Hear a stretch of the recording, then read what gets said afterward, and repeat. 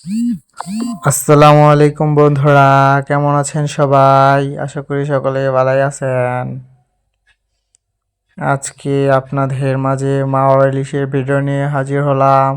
আশা করি শেষ পর্যন্ত ভিডিওটা দেখবেন।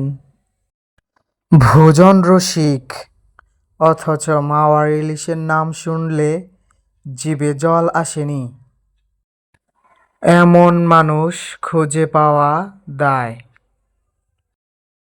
ঢাকার খুব কাছেই মুন্সিগঞ্জের মাওয়া ঘাট এখন কেবল যাতায়াতের পথ নয়,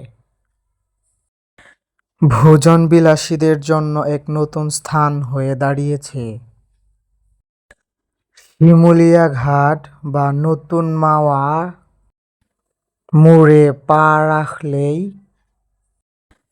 নাকে আসবে সর্ষের ঝাঁঝালো ঘ্রাণ আর ইলিশ ভাজার গন্ধ।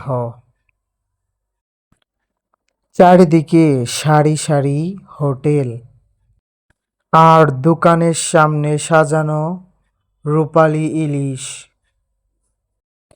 পদ্মা সেতু হওয়ার পর মাওয়ার ভুল পাল্টেছে ঠিকই, কিন্তু সেই চিরচেনা ইলিশের স্বাদ রয়ে গেছে আগের মতোই অটুট।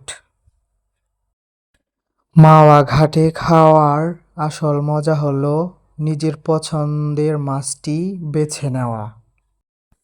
আপনি মাছ পছন্দ করবেন আর আপনার সামনেই কেটে সুন্দর করে নোয়া লবণ হলুদ দিয়ে মুচমুচে করে ভেজে আপনার সামনে দেবে। গরম ভাত ও ইলিশ, সেই স্বাদ।